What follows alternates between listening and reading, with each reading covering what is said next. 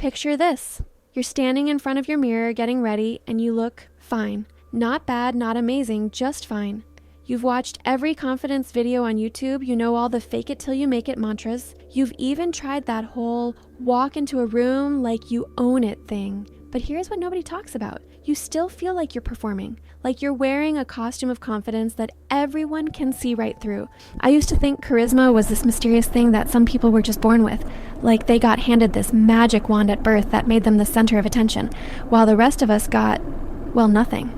We got to watch from the sidelines, wondering what it would feel like to walk into a room and have people actually notice us. Not because we were trying too hard or being loud, but because something about us just drew them in. That was me for most of my life. The girl who could blend into wallpaper, the one people forgot to invite because, let's be honest, they probably forgot I existed in the first place. But then something happened that completely shattered everything I thought I knew about charisma, magnetism, and what it really means to have presence. And I'm not talking about some dramatic transformation where I suddenly became this completely different person. I'm talking about something much more subtle, much more real, and honestly, much more powerful. It was a Tuesday night in October. I was at this house party, and before you picture me as some social butterfly, let me be clear. I was there because my roommate dragged me, and I was spending most of the night scrolling through my phone in the corner, doing that thing where you pretend to be busy so no one realizes you don't know anyone. That's when I saw her. She wasn't the loudest person in the room. She wasn't wearing the most stunning outfit or commanding attention with wild stories. She was just magnetic. People gravitated toward her like she had some kind of invisible force field. And here's the thing that broke my brain. She wasn't even trying. I watched her for probably 20 minutes, trying to figure out what she was doing differently. Was it her body language, her voice, the way she laughed? But the more I watched, the more I realized it wasn't what she was doing. It was who she was being. She was completely, authentically herself. Not the version of herself she thought people wanted to see. Not the version she'd carefully crafted for Instagram. Just her, raw, real, unfiltered her. And somehow, that made her the most captivating person in the entire room. That's when it hit me like a freight train. I had been trying to be charismatic instead of being myself charismatically. Let me say that again, because this is the reality-shattering truth that changes everything. Charisma isn't about becoming someone else. It's about becoming more of who you already are. Now, I know what you're thinking. That sounds like every self-help cliche ever written, but stick with me, because what happened next is going to flip everything you think you know about confidence and magnetism completely upside down. See, most of the advice out there gets it backwards. We're told to fake it till we make it, to walk with our shoulders back and our chin up, to smile more, speak louder, take up space. And sure, those things might make you appear more confident, but here's what no one tells you. They also make you feel like a fraud, because deep down, you know you're performing, you know you're putting on a show, and if you know it, trust me, everyone else can sense it too. There's this invisible energy that screams, I'm trying too hard and and people can pick up on it from across the room. I spent years falling into this trap. I'd read about power poses and practiced them in my bathroom mirror. I'd forced myself to make small talk at parties, pushing words out that felt foreign in my mouth. I'd wear clothes that made me feel like I was playing dress up, thinking maybe if I looked the part, I'd eventually feel it too. But here's what actually happened. The harder I tried to be charismatic, the more awkward I became. The more I performed confidence, the more disconnected I felt from myself. And the more disconnected I felt from myself, the more disconnected other people felt from me. It's like this invisible barrier went up between me and everyone else. They could sense I wasn't being real, so they kept their distance. And the more they kept their distance, the more I convinced myself I needed to try even harder. It was this exhausting cycle that left me feeling more invisible than ever. But that night at the party, watching this girl who just effortlessly drew people in, I finally understood what I'd been missing. Charisma isn't about addition, it's about subtraction. It's not about adding more confidence, more energy, more performance. It's about subtracting everything that's covering up who you really are. Think about it like this. Imagine you have this beautiful, unique light inside you. We all do. But over the years, we start covering it up with layers and layers of what we think other people want to see. We dim our weird sense of humor because maybe it's too quirky. We hide our passions because maybe they're not cool enough. We soften our opinions because maybe they're too strong. And eventually, that light gets so buried under all these layers of performance and people-pleasing that we forget it's even there. We start believing we're just naturally boring, naturally invisible, naturally forgettable. But the light never went away. It's still there, waiting to shine through. Real charisma is what happens when you start peeling back those layers, when you stop trying to be what you think people want and start being who you actually are. It's what happens when you let that light shine through unfiltered and unapologetic.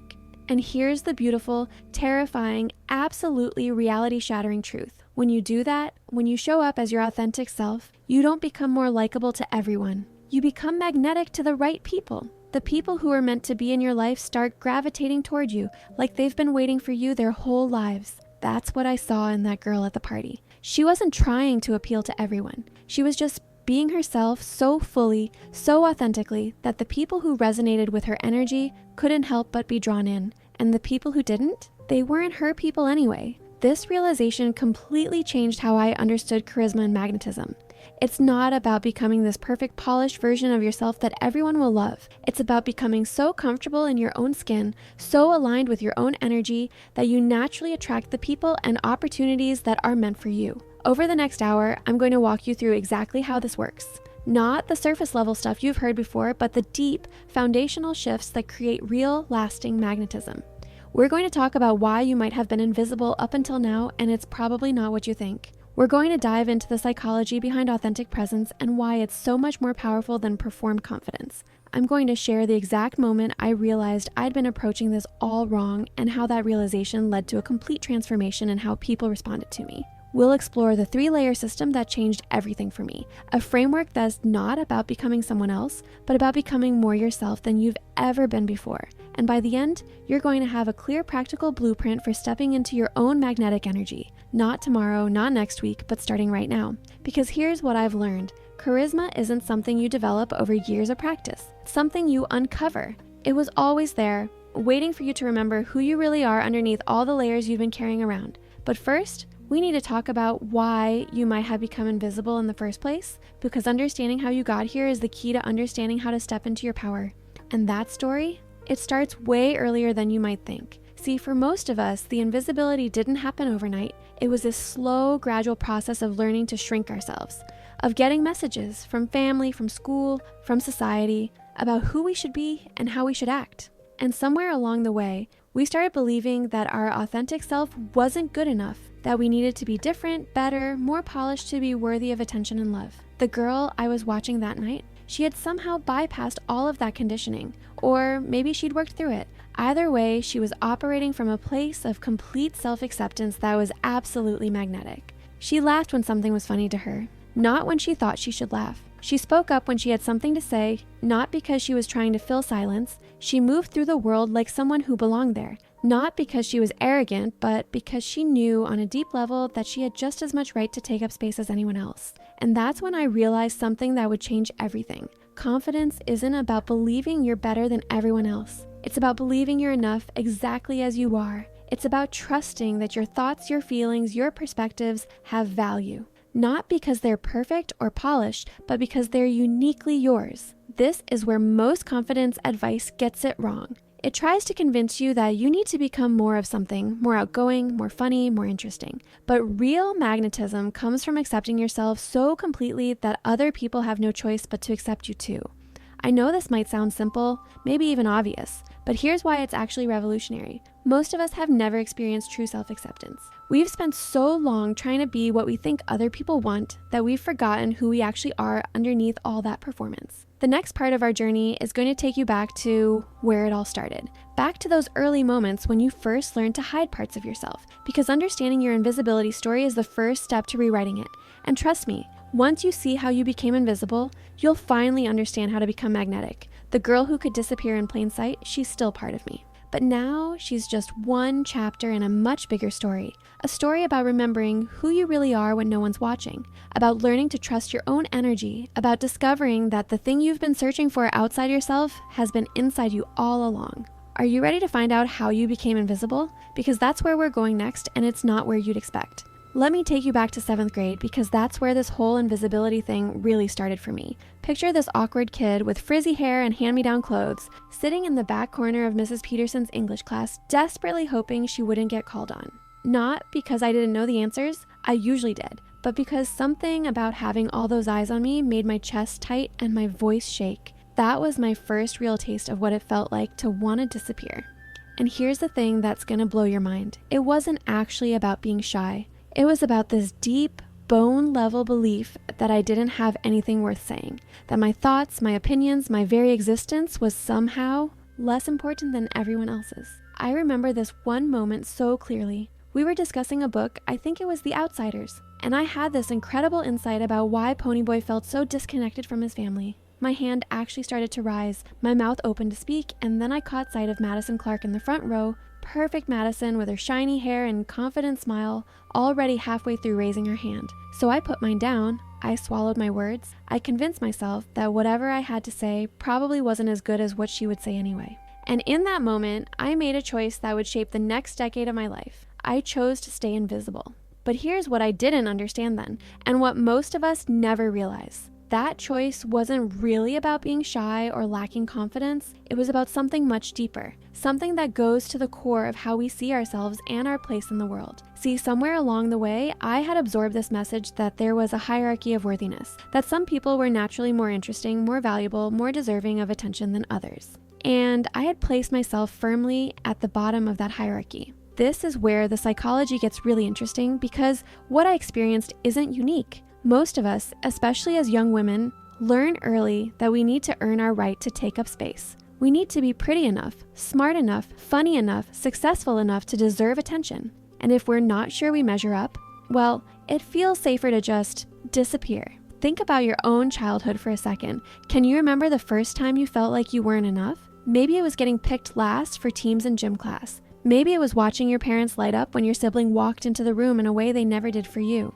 Maybe it was realizing that the popular kids seemed to have some secret code that you'd never been given access to. For me, it was the constant message, not in words but in energy, that I was too much and not enough at the same time. Too sensitive, too emotional, too intense, but somehow also not interesting enough, not pretty enough, not cool enough to matter. So I learned to shrink. I learned to make myself smaller, quieter, less noticeable. I perfected the art of blending into the background, of being present but not really there. And the crazy thing? I got so good at it that even I started to forget who I was underneath all that invisible armor. Middle school turned into high school, and I became a master of what I now call strategic invisibility. I'd sit in the middle rows, never the back where the troublemakers sat, never the front where the eager students positioned themselves. I'd contribute just enough to group projects to not get called out for slacking, but never enough to draw attention. I'd laugh at other people's jokes but never tell my own. I became the human equivalent of beige wallpaper. Inoffensive, forgettable, safe, and here's the part that's going to hit you right in the gut. It worked. People did leave me alone. I never got made fun of, never got rejected by a crush, never failed spectacularly at anything, but I also never really lived. I never experienced the rush of making someone laugh with my weird sense of humor. I never felt the thrill of sharing an idea that actually mattered to me. I never knew what it felt like to be seen and loved for who I really was, because how could anyone love who I really was if I never showed them? College was supposed to be different. Fresh start, new people, chance to reinvent myself. But here's what no one tells you about reinvention. If you don't know who you are underneath all the performance, you just end up performing a different character. So I tried on different versions of myself, like outfits in a dressing room. The studious pre-med student, the artsy creative type, the party girl who was totally cool and carefree. But none of them felt real because I was still operating from that same fundamental belief that the real me wasn't good enough. I remember this one night freshman year, sitting in my dorm room while my roommate got ready for yet another party I hadn't been invited to. She was telling me about all these people she'd met, all these connections she was making, and I just felt this overwhelming sense of emptiness. Like I was watching life happen from behind glass, always on the outside looking in. "Why don't you come with me tonight?" she asked, applying mascara in our tiny mirror. There are going to be so many cool people there. And I wanted to, God, I wanted to so badly. But the thought of walking into a room full of strangers, of trying to make conversation, of risking being seen as boring or awkward or not enough, it felt impossible. "I have to study," I lied, gesturing at my textbook, and she shrugged and left, and I spent another Saturday night wondering what was wrong with me. But here's what I was starting to notice. There were other people like my roommate who just seemed to effortlessly connect with others. They'd walk into a room, and within minutes, they'd be in animated conversation with someone new. They'd share stories that made people lean in. They'd laugh in a way that made everyone around them want to laugh too. And at first, I thought it was about being extroverted. I thought these magnetic people were just naturally more outgoing, more social, more comfortable in their own skin. But the more I watched, the more I realized it wasn't about being loud or attention-seeking at all. The most magnetic people I observed had something else entirely. They had this quality of being completely present, completely authentic, completely comfortable with who they were. They weren't performing for anyone. They weren't trying to impress anyone. They were just themselves, fully, unapologetically themselves. And that's when I had my first real clue about what charisma actually is. I was at this study group for organic chemistry, probably the least charismatic setting you can imagine. And there was this girl named Sarah who just had this presence about her. She wasn't the smartest person in the room, wasn't the funniest, wasn't the most conventionally attractive. But when she spoke, people listened. When she laughed, it was contagious. When she asked a question, even if it was something the rest of us thought was obvious, she asked it with this genuine curiosity that made it feel important. What struck me most was how comfortable she seemed with not knowing things. She'd freely admit when she was confused, ask for help without embarrassment, share her thought process even when it was messy or incomplete. And instead of making her seem weak or stupid, it made her seem real, human, relatable. Meanwhile, I was over there pretending I understood everything, nodding along even when I was completely lost, too afraid to ask questions because I thought it would make me look dumb. And guess what happened? People forgot I was even there. That's when it hit me. Sarah wasn't magnetic because she was perfect. She was magnetic because she was authentic. She wasn't hiding her confusion or her curiosity or her imperfections. She was showing up as exactly who she was, and that gave other people permission to do the same. This was revolutionary for me because everything I'd been taught about being likable was the exact opposite. I'd learned to hide my flaws, to pretend I had it all figured out, to never let anyone see me struggle or fail or be anything less than perfectly put together. But Sarah was proof that authenticity was actually more attractive than perfection. That vulnerability was more magnetic than invulnerability. That being real was more powerful than being right. And that's when I started to understand something that would completely change how I moved through the world. The reason I felt invisible wasn't because I was boring or uninteresting or not worth knowing. It was because I was so busy trying to be what I thought other people wanted that I'd forgotten how to be myself. Think about it like this. When you meet someone who's performing, who's putting on a show of being confident or cool or perfect, there's this invisible wall between you and them. You can sense that they're not being real, so you keep them at arm's length. Your subconscious is like, I don't actually know this person because they're not showing me who they really are. But when you meet someone who's genuinely themselves, flaws and all, that wall doesn't exist. You feel like you're connecting with a real human being, not a carefully crafted image. And that's incredibly rare in a world where most of us are walking around in some kind of emotional armor. I started to notice this everywhere once I knew what to look for. The most magnetic people weren't the ones with the best stories or the funniest jokes or the most impressive accomplishments. They were the ones who seemed the most comfortable in their own skin. The ones who could laugh at themselves, who could admit when they were wrong, who could be vulnerable without making it weird. They had this quality of being completely present in conversations, not thinking about what they were going to say next, not performing for the room, not trying to impress anyone, just there, engaged, authentic. And here's the part that's going to change how you see everything. This wasn't about being naturally confident or having some special gift. Most of these magnetic people had been through their own struggles, their own periods of feeling invisible or insecure or not good enough. The difference was that they learned to embrace those parts of themselves instead of hiding them. They'd figured out that their imperfections weren't bugs in their personality, they were features. That their struggles made them relatable, not pathetic. That their vulnerability made them magnetic, not weak. This was the beginning of everything changing for me. Not the dramatic transformation you see in movies, but the slow realization that I'd been approaching the whole thing backwards. I'd been trying to become someone worthy of attention instead of learning to value the person I already was. But knowing this and actually implementing it, those were two very different things. Because here's what no one tells you about authenticity. It's terrifying. When you've spent years hiding behind a carefully constructed mask, the idea of taking it off and showing people who you really are feels like jumping off a cliff. What if they don't like the real me? What if I'm actually as boring as I think I am? What if I show up authentically and people still don't notice me, don't want to be around me, don't think I'm worth knowing? These were the questions that kept me up at night. These were the fears that kept me trapped in my invisible shell for years longer than I needed to be. But then something happened that forced me to confront these fears head on. Something that would become the catalyst for everything that came next. It was small, seemingly insignificant, but it cracked something open in me that I didn't even know was closed. And that moment, that's where we're going next. Because it's one thing to understand the psychology of magnetism intellectually, and it's another thing entirely to start living it, to start showing up as yourself and dealing with whatever happens next. The girl who disappeared in plain sight was about to learn what happens when you stop hiding, and let me tell you, it wasn't what I expected. The moment that changed everything happened in the most ordinary place imaginable, the bathroom of a Starbucks on campus. I was junior year, rushing between classes, and I caught a glimpse of myself in the mirror while washing my hands. And for some reason, maybe it was the fluorescent lighting, maybe it was just one of those random moments of clarity, I really saw myself for the first time in years. Not the version of myself I was trying to project, not the carefully curated image I'd been working so hard to maintain. Just me, raw, unfiltered, slightly exhausted me, and I looked so incredibly sad. I'm talking about the kind of sadness that lives in your eyes when you think no one's looking. The kind that comes from spending years trying to be someone else and slowly forgetting who you actually are. The kind that whispers, what if this is it? What if this is all there is?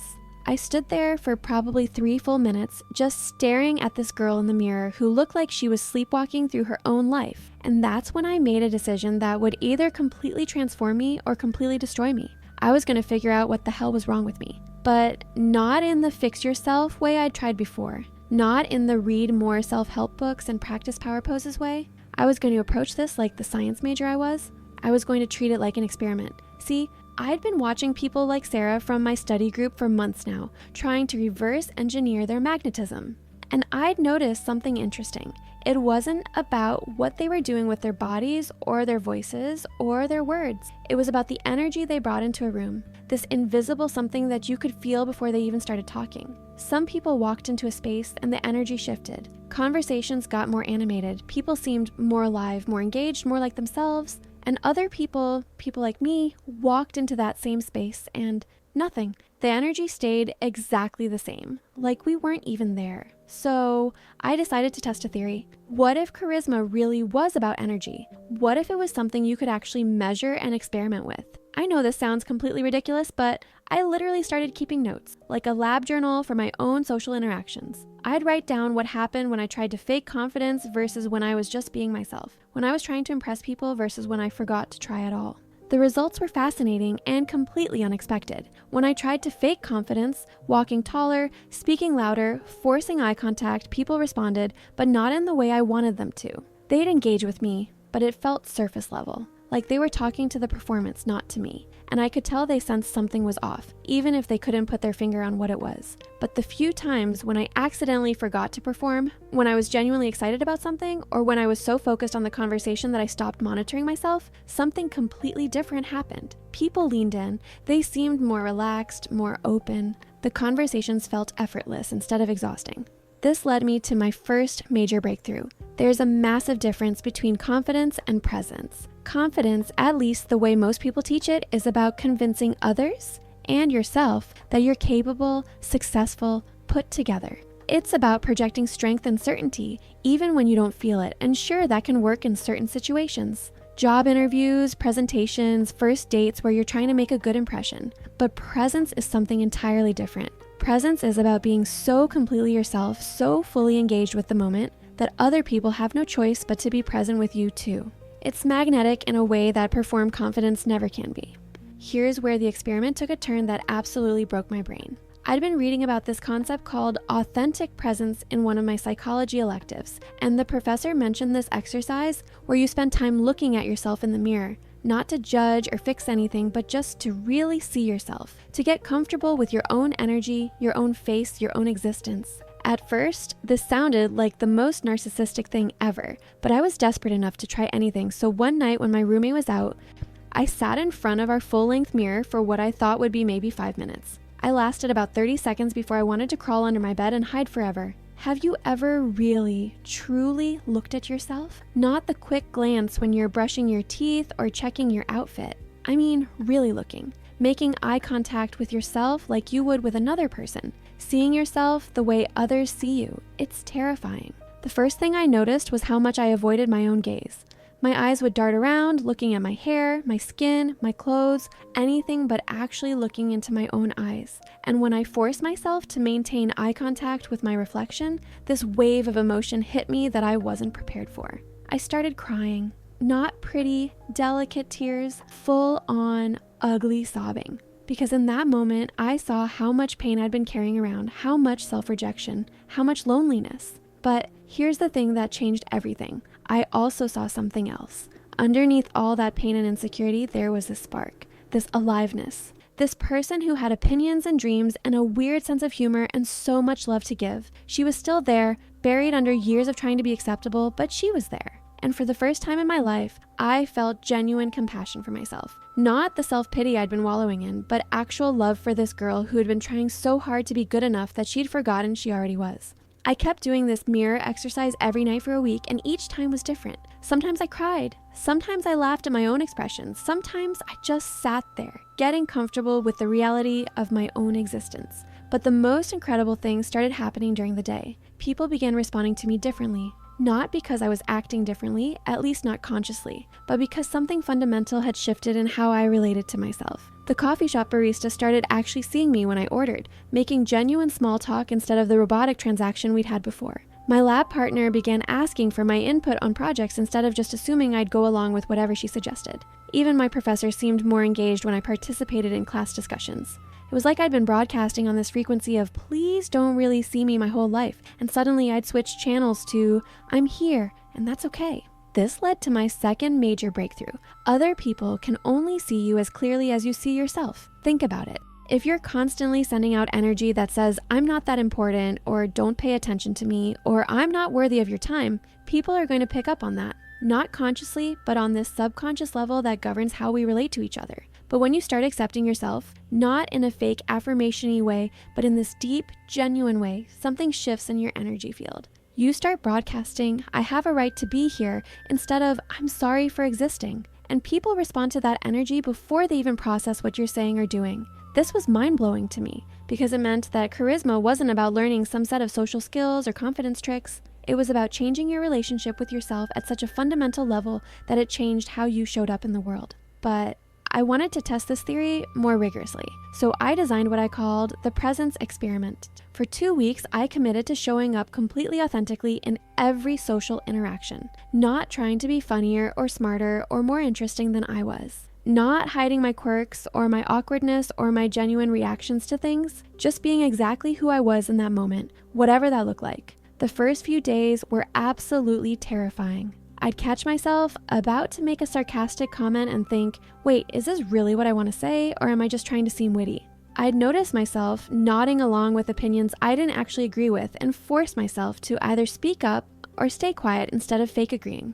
I started expressing genuine enthusiasm about things I actually cared about, even if they weren't cool. Like, I got into this animated conversation with someone in my dorm about this obscure podcast I loved instead of pretending I was too busy to chat. I shared an unpopular opinion in a class discussion because it was what I actually believed, not because I thought it would make me look smart.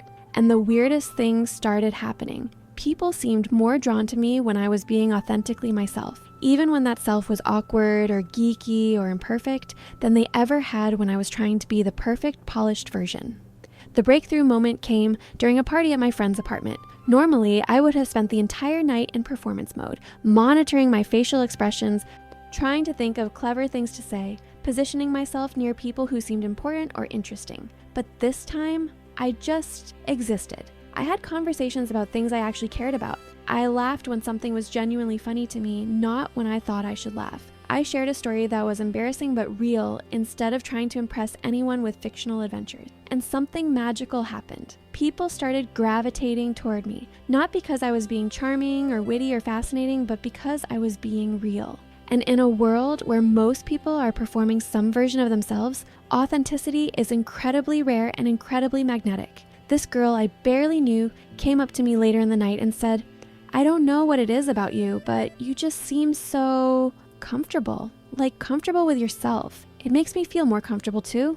That's when I realized I'd stumbled onto something huge. Authenticity isn't just about being yourself, it's about giving other people permission to be themselves too. When you show up without pretense, without performance, without trying to be anything other than who you are, it creates this bubble of safety around you where other people can relax and be real too. And that's what magnetic energy actually is. It's not about drawing attention to yourself, it's about creating space for genuine connection. It's about being so present and authentic that other people feel seen and accepted in your presence. But here's where the experiment revealed something that completely shattered my understanding of confidence and charisma. The most magnetic moments weren't when I was feeling good about myself. They were when I was just being honest about however I was feeling. Like, there was this day when I was having a terrible morning, overslept, spilled coffee on my shirt, realized I'd completely forgotten about a paper that was due. The old me would have spent all day trying to hide this, pretending everything was fine, putting on a mask of having it all together. But I was in the middle of my authenticity experiment, so when my friend asked how I was doing, I just told the truth. Honestly, today has been a disaster. I'm running on 3 hours of sleep and coffee stains, and I feel like my life is held together with duct tape and good intentions. And instead of backing away or changing the subject, she laughed and said, "Oh my God, thank you for being real about it. I was about to pretend my morning was perfect when I literally cried in my car over a parking ticket." That conversation turned into this incredibly honest, funny, connecting moment that never would have happened if I'd been performing having my life together. That's when I understood the third breakthrough. Vulnerability is magnetic because it's brave, and bravery is inherently attractive. When you show up authentically, especially when that authenticity includes imperfection, you're doing something most people are too scared to do. You're risking being seen as flawed or struggling or human, and that takes courage. People are drawn to courage even when it's quiet.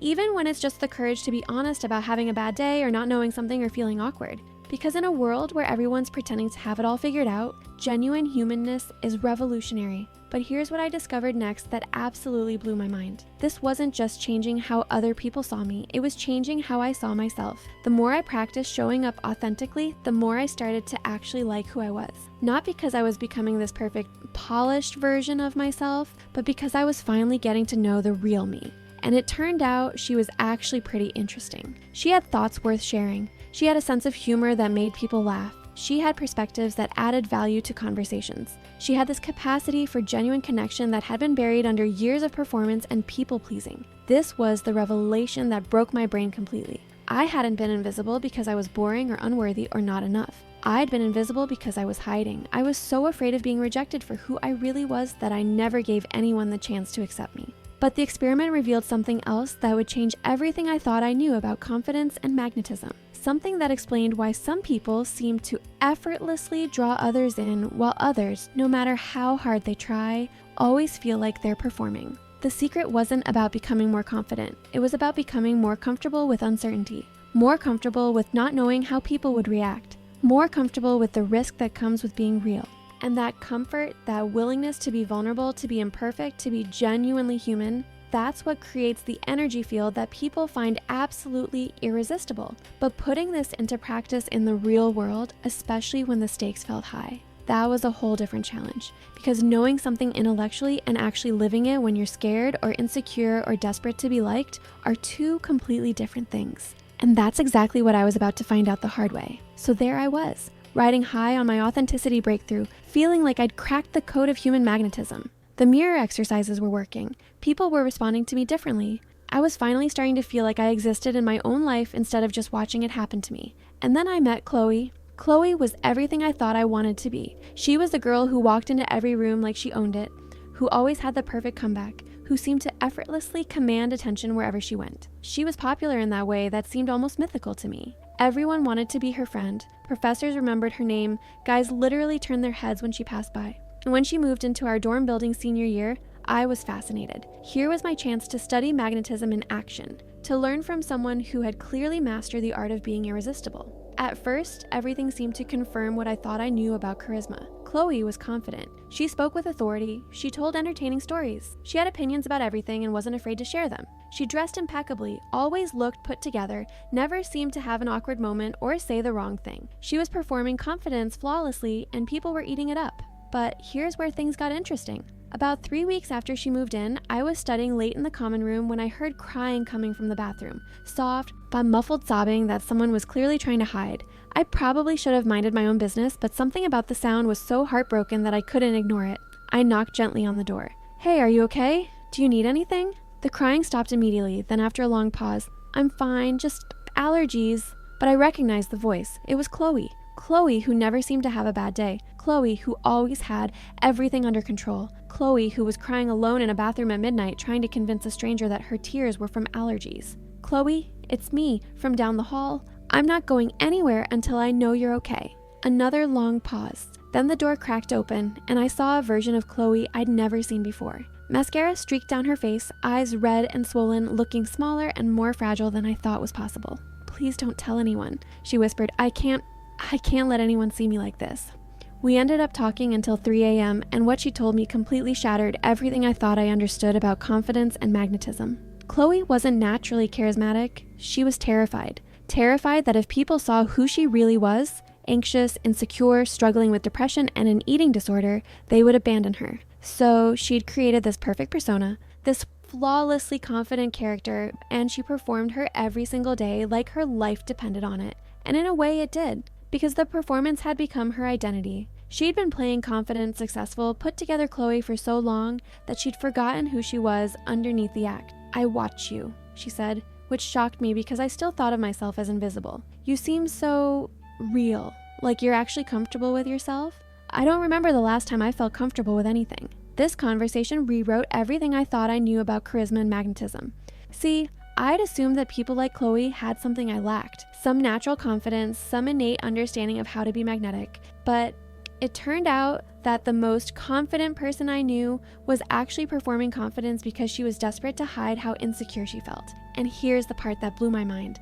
I could feel the difference, even though I hadn't been able to name it before. When Chloe was in full performance mode, commanding the room, telling her stories, being the center of attention, there was something slightly exhausting about being around her. Not because she was annoying or fake, but because interacting with her required me to be on too. I felt like I had to match her energy, to be entertaining and impressive and worthy of her attention. But when we were talking that night in the hallway when she was just being real with me, it felt completely different. I felt relaxed, present, connected. I felt like I could be myself instead of trying to keep up with her performance. That's when I realized there are actually two completely different types of charisma. And most of us have been chasing the wrong one. There's performed charisma, the kind that demands attention, that fills up all the space in a room, that makes people notice you. It's flashy and impressive, and it can be very effective in certain situations. But it's also exhausting to maintain and ultimately hollow, because it's not based on genuine connection. Then there's authentic charisma, the kind that draws people in not because you're performing for them, but because you're so comfortable with yourself that they feel comfortable too. It's quieter but more powerful because it creates space for real intimacy instead of surface-level admiration. And here's the crucial difference. Performed charisma is about getting people to like your act. Authentic charisma is about giving people permission to drop their own acts. This realization completely changed how I understood magnetism. It's not about becoming someone that everyone will find irresistible. It's about becoming so authentic that the right people can't help but be drawn to your energy. But understanding this intellectually and actually living it were two different things. Because even after my experiments with authenticity, I still found myself slipping back into performance mode whenever the stakes felt high. Like when I had to give a presentation in my advanced psychology class. All of my mirror work and authenticity experiments went out the window the second I stood up in front of 30 people. I immediately shifted into impressive student mode, speaking in this weird, formal voice that wasn't mine, using big words to sound smart, trying to appear more knowledgeable than I actually was, and it showed. The presentation was technically fine, but it felt flat. No one seemed particularly engaged. Professor Martinez nodded politely, but didn't ask any follow-up questions. I could feel that invisible wall between me and the audience, the same wall I'd felt my whole life when I was performing instead of just being myself. Compare that to what happened a few weeks later in the same class. We were having a discussion about social anxiety, and Professor Martinez asked if anyone had personal experience they'd be willing to share. My hand went up before I could stop it. "I spent most of my life feeling completely invisible," I heard myself say. Not because I was shy, but because I was so afraid of being rejected for who I really was that I never let anyone see the real me. I became an expert at blending into the background because it felt safer than risking being seen as not good enough. The room went completely quiet. Not the uncomfortable quiet of people checking out, but the engaged quiet of people leaning in. And the weird thing is, I continued, the more I tried to be what I thought people wanted, the more invisible I became. It wasn't until I started showing up authentically, flaws and all, that people started actually seeing me. When I finished talking, the energy in the room was completely different. Students were nodding, some were taking notes, and Professor Martinez looked genuinely intrigued. "That's a profound insight," she said. You've just described something that takes most people years of therapy to understand, that authenticity is magnetic because it gives others permission to be authentic too. After class, 3 different people came up to me. One girl said my comment had given her chills because she'd been struggling with the exact same thing. Another asked if I'd be interested in co-presenting at an upcoming conference about social anxiety in college students. Same me, same classroom, but completely different results. The difference was that in my presentation, I'd been trying to impress people with how much I knew. In the discussion, I'd been sharing something I'd actually lived. And that's when I had another breakthrough. People aren't drawn to your perfection. They're drawn to your truth. This started showing up everywhere once I knew what to look for. The professors I found most engaging weren't the ones who never admitted uncertainty. They were the ones who would say, you know what? I don't know the answer to that, but let's figure it out together. The friends I felt closest to weren't the ones who always seemed to have their lives together. They were the ones who could laugh about their mistakes and admit when they were struggling. Even in dating, the guys I connected with most weren't the ones who were trying to impress me with their accomplishments. They were the ones who could be genuinely curious about me, who could admit when they were nervous, who could be real about their own insecurities and dreams. But here's where it gets tricky. There's a difference between authentic vulnerability and performative vulnerability, between being real and being dramatic, between sharing your truth and making everything about your trauma. I learned this the hard way when I went through what I now call my oversharing phase. I discovered that people responded well when I was authentic, so I figured more authenticity must be better, right? I started treating every conversation like a therapy session, dumping my deepest fears and insecurities on people who barely knew me. And guess what happened? People started avoiding me again. Because here's what I didn't understand then. Authenticity isn't about sharing everything. It's about sharing what's true for you in the moment in a way that serves the connection rather than just serving your need to be seen. There's a huge difference between saying, I'm feeling a little anxious about this presentation, and launching into a 20-minute monologue about your anxiety disorder and how it stems from childhood trauma. Both might be true, but one invites connection while the other creates awkwardness.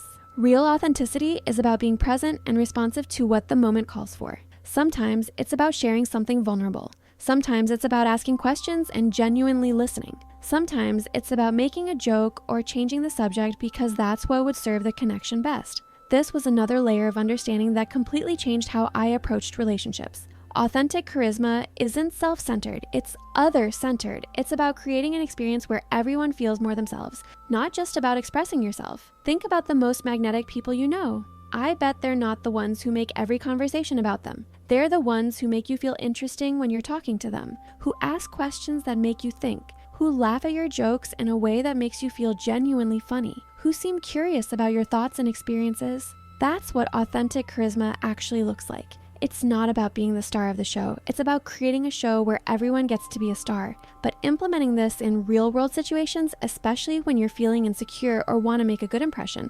requires a level of self-awareness and emotional regulation that I definitely didn't have yet. Like when I went to this networking event for psychology students, I walked in feeling confident about my new understanding of authentic charisma, ready to just be myself and create genuine connections. But the minute I walked into that room full of accomplished-looking people in professional attire, all of my old insecurities came flooding back. Who was I to be there? What did I have to offer? What if I said something stupid? What if no one wanted to talk to me? And before I knew it, I was right back in performance mode, trying to impress people with my research interests, name-dropping professors I'd worked with, laughing a little too hard at jokes that weren't that funny, asking questions designed to make me sound knowledgeable rather than because I was genuinely curious. It was exhausting and ineffective, and by the end of the night, I had a stack of business cards but 0 real connections. Compare that to what happened at a casual study group a few days later. I walked in feeling tired and overwhelmed, having just bombed a midterm I thought I was prepared for. When someone asked how my week was going, I just told the truth. Honestly, I'm having one of those weeks where I'm questioning whether I'm smart enough to be here. I studied for 20 hours for my cognitive psychology exam and still managed to completely blank on a question about something I know I understand. Instead of awkward silence, I got this chorus of relieved laughter and oh my god, yes, and I thought I was the only one. We ended up having this incredible conversation about imposter syndrome and the pressure to always appear competent, and I left feeling more connected to those 5 people than I had to anyone at the networking event. That's when I finally understood what had been missing from all my attempts at authenticity. I'd been trying to be authentically perfect instead of authentically human. I thought authentic charisma meant being vulnerable and real, but only about the parts of myself that were acceptable. Only about struggles that made me seem relatable but not damaged. only about flaws that were cute rather than messy. But real authenticity includes the messy parts, the parts where you don't have it all figured out, the parts where you're struggling or confused or making mistakes, the parts where you're just human, doing your best, figuring it out as you go along. And here's what I discovered. Those messy, imperfect, genuinely human parts of yourself. Those are actually the most magnetic parts. Not because people love drama or chaos, but because everyone has messy, imperfect, genuinely human parts that they're usually trying to hide. When you show up with yours visible, not making them the center of attention, just not hiding them, you give everyone else permission to be human too. And that creates this incredible sense of relief and connection that performed perfection never can. But learning to navigate this in different contexts, figuring out how to be authentically yourself in professional settings, in romantic situations, with family, with strangers, that required a whole different level of skill and awareness. Because here's what no one tells you about authentic charisma. It's not just about being yourself. It's about being the most generous, present, connected version of yourself. It's about using your authenticity in service of creating genuine connection rather than just to get attention or validation. And mastering that, that's where everything I thought I knew was about to get turned upside down one more time. The breakthrough that changed everything happened during what should have been the most awkward conversation of my life. I was at my friend Emma's birthday party, one of those mixed groups where college friends, high school friends, and random plus ones all collide in someone's cramped apartment. I'd been practicing my authentic charisma for months now, but I still felt nervous in these kinds of social mixing bowl situations. I was standing by the kitchen island holding a red Solo cup and trying to look approachable when this guy came up to me. He was clearly a friend of a friend of a friend, someone who didn't know anyone either and was probably just as uncomfortable as I was. "So," he said with the kind of forced enthusiasm that screams desperation, "what's your story?" Now, 6 months earlier, I would have launched into my rehearsed elevator pitch about being a psychology major with interest in social cognition, blah, blah, blah. Or I would have deflected with a question about him. Both responses designed to either impress or avoid having to be real. But something different happened. Maybe it was because I could see how nervous he was, or maybe I was just tired of performing, but I found myself saying, "You know what? I'm standing here trying to figure out how to answer that question without sounding either boring or like I'm trying too hard to be interesting." He blinked. Then he started laughing. Not polite party laughter, but genuine relief. "Oh my God, thank you," he said. "I've been rehearsing conversation starters in my head for like 10 minutes. I don't even know what what's your story means. Like, do you want my autobiography or just how I ended up at this party?" And just like that, we were having a real conversation about social anxiety and the weirdness of parties and how hard it is to make genuine connections when everyone's performing some version of themselves. We talked for probably an hour, and by the end of it, I felt like I'd made an actual friend instead of just another surface-level party acquaintance. But here's what was fascinating. Other people started drifting toward our conversation, not because we were being loud or entertaining, but because the energy between us was so genuine that it became magnetic. People wanted to be part of whatever authentic thing was happening in that corner of the kitchen. Walking home that night, I realized something that would become the foundation for everything that followed. Authentic charisma isn't just about being yourself. It's about creating an energetic environment where everyone feels safe to be themselves. And that environment isn't created by accident. It's created through a very specific process that I was starting to understand, but hadn't yet been able to articulate. That's when I started breaking down what was actually happening in my most magnetic moments. Not the surface level stuff, what I was saying or doing, but the deeper energetic shifts that were creating space for real connection. After months of observation and experimentation, I discovered that authentic charisma operates on 3 distinct layers, and you need all 3 working together to create that irresistible magnetic pull that draws people in. Let me walk you through each layer because this is where everything clicks into place. Layer 1, internal energy alignment. This is the foundation that nobody talks about, probably because it's the hardest to explain and the most uncomfortable to develop. It's about your relationship with yourself at the deepest level, not just accepting yourself, but actually aligning with your own energy. Here's what I mean. Most of us spend our lives in some form of internal conflict. Part of us wants to speak up, but another part is afraid of saying the wrong thing. Part of us is excited about something, but another part thinks we should be more cool and reserved. Part of us wants to connect, but another part is terrified of being rejected. This internal conflict creates what I call energetic static. People can sense it even if they can't name it.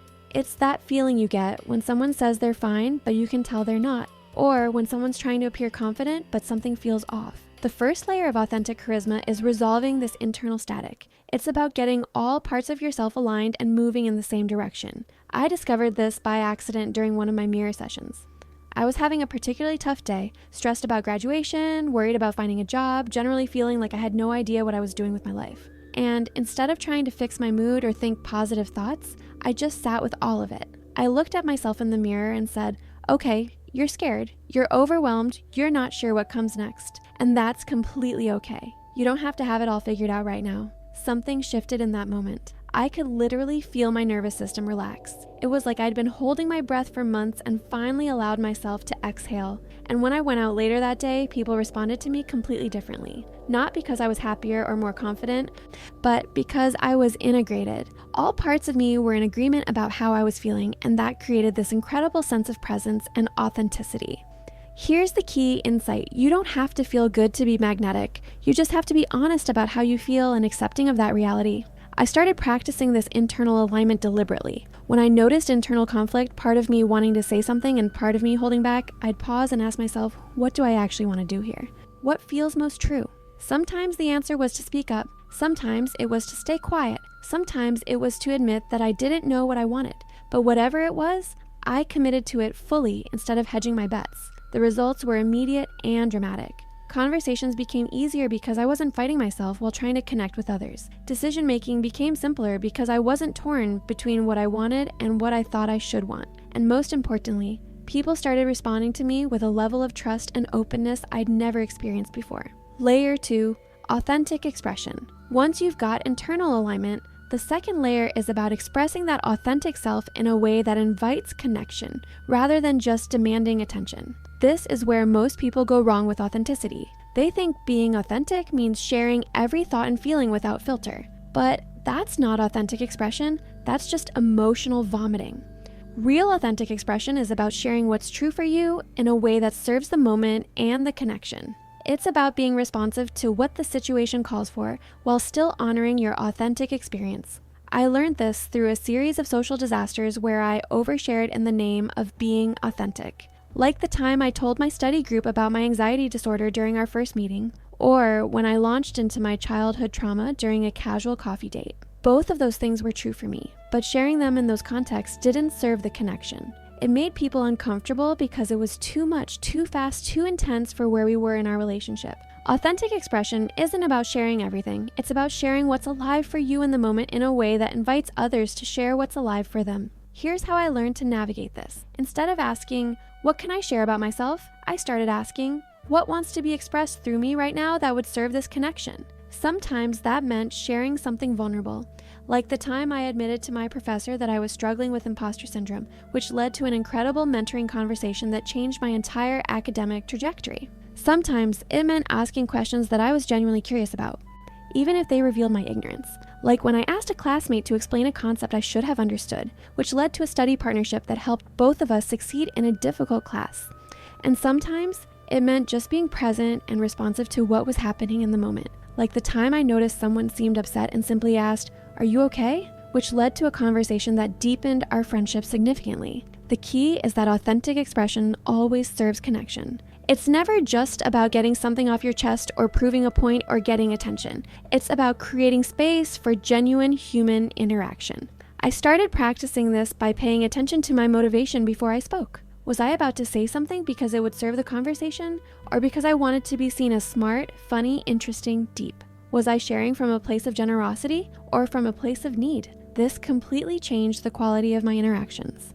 Instead of people feeling like they had to take care of my emotional needs or validate my experiences, they felt like I was creating space for them to be seen and heard, and that's incredibly magnetic. Layer 3, magnetic presence. The third layer is what happens when the first two are working together. You create this field of presence that naturally draws people in.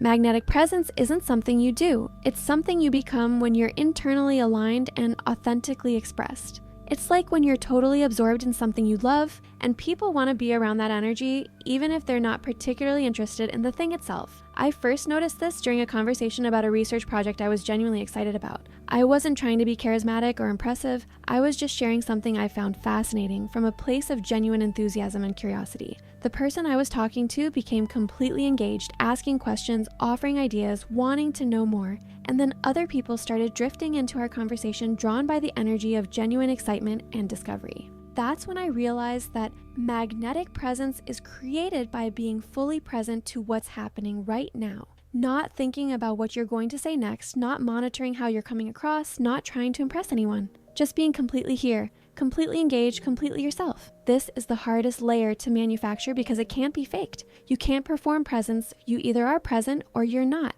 and people can sense the difference immediately. But here's what I discovered. Presence is contagious. When you're truly present, other people naturally become more present too. When you're genuinely interested, they become more interesting. When you're authentically engaged, they feel more engaging. It's like you create this bubble of aliveness around you that makes everyone feel more alive. I started practicing this by giving my full attention to whatever was happening in front of me. If I was having a conversation, I focused completely on the person I was talking to, not on what I was going to say next or how I was coming across, but on really hearing them and understanding their experience. If I was walking across campus, I paid attention to the feeling of my feet on the ground, the temperature of the air, the sounds around me. If I was eating lunch, I actually tasted my food instead of scrolling through my phone. This sounds simple, but it's actually revolutionary in a world where most people are constantly distracted, constantly performing, constantly somewhere other than where they are. And the effect on my relationships was incredible. People started commenting on how easy I was to talk to, how they felt heard and understood when they were with me, how they felt like they could be themselves around me. But here's the thing about these 3 layers. They have to work together. You can't skip the internal alignment and jump straight to authentic expression.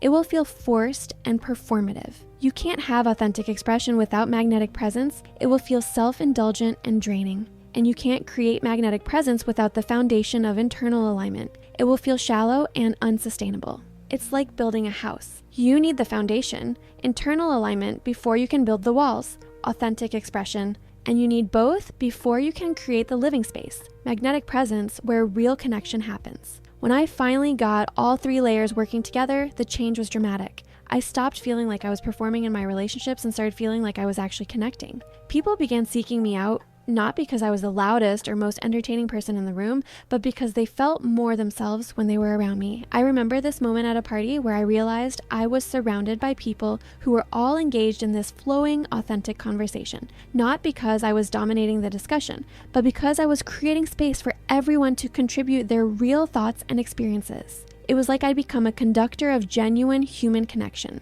But here's what I wasn't prepared for. When you start showing up this authentically, when you start creating this level of genuine connection, it changes everything about how you move through the world. And not all of those changes are comfortable. Because when you become magnetic in this real way, you start attracting not just positive attention, but all kinds of attention. You start having deeper, more meaningful relationships, but you also start outgrowing surface level friendships. You start attracting opportunities that align with who you really are.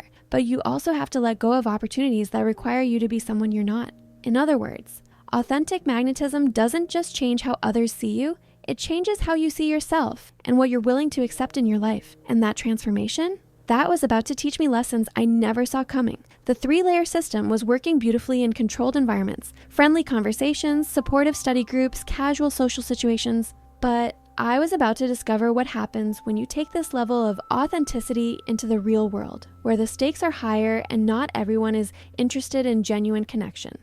That's when I learned the difference between being magnetic and being magnetic with wisdom. And that lesson, it changed everything about how I understood the real power and responsibility that comes with authentic charisma.